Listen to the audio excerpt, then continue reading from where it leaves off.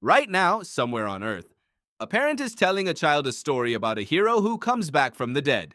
In the Philippines, in Norway, in rural Ethiopia. Different language, different face, same bones.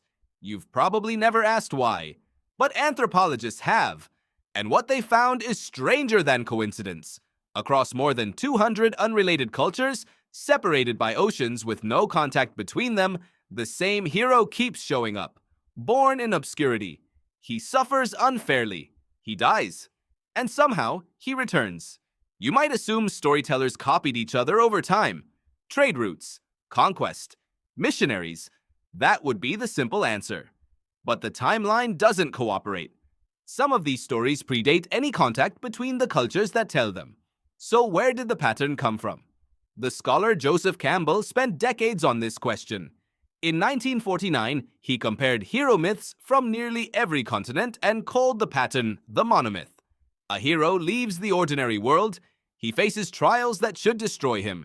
He dies, symbolically or literally. He returns transformed, carrying something the world needs. Not the same plot, the same shape. The Egyptian god Osiris is killed, scattered, and reassembled into new life. The Norse god Baldr dies and the world waits for his return. In Mesopotamian myth, Inanna descends into the underworld, dies, and is raised back up. Centuries later, the Gospels describe a man betrayed, killed unjustly, and risen on the third day. So why would human minds, with no contact, keep inventing the same story? The psychologist Carl Jung proposed that certain images sit so deep in the human mind that they surface automatically across every culture. He called these archetypes. The hero, the dying and rising figure. Jung wasn't claiming the story is true. He was claiming something almost the opposite. Human beings are wired to expect this exact shape of sacrifice and return before they ever hear a single religious text. Were ancient cultures inventing a fantasy they wanted to be real? Or were they sensing the outline of something that actually happened long before they had words for it? The anthropologist Mircea Eliade studied what he called the eternal return. Across dozens of societies, he found ancient people didn't just tell hero stories, they reenacted them every year. Death and rebirth ceremonies, harvest sacrifices, entire calendars built around a figure who dies so something else can live. You already know what it feels like to want a rescue you can't engineer yourself. A mistake you can't undo no matter how hard you try. Every culture on Earth built a story around exactly that ache.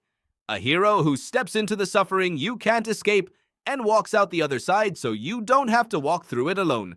That's not a coincidence of storytelling, that's a confession.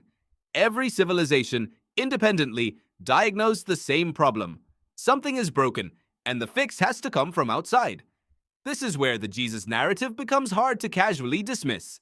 It isn't simply one more dying and rising myth. It claims to have happened inside verifiable history, with named witnesses and a specific empire watching. The historian N.T. Wright has spent much of his career comparing the resurrection claims in the Gospels to every other ancient resurrection myth available at the time. His conclusion is blunt. Other cultures told stories about gods who symbolically died and returned with the seasons. Nobody in the ancient world expected an actual person to physically rise once, permanently outside of myth, which makes the claim either an extraordinary invention or the event every other story had been unknowingly pointing toward.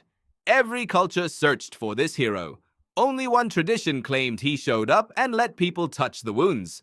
So what does this mean for you? 2,000 years removed. The ache you sometimes feel, that sense you can't fix yourself by trying harder, isn't a personal flaw. It's ancient. It's in every culture, every continent, every century of human storytelling.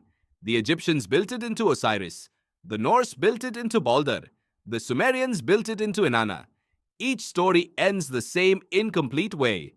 The hero returns, but only seasonally, only symbolically. One tradition broke that pattern and insisted this one actually happened. Not a metaphor for spring. A claim, staked in real history, that the hero every culture had been waiting for finally arrived. You don't have to resolve that question today. But notice you've been asking it your whole life. In every story you've ever loved, without realizing it was the same question asked around fires 10,000 years before you were born. Right now, somewhere on Earth, a parent is telling a child a story about a hero who comes back from the dead.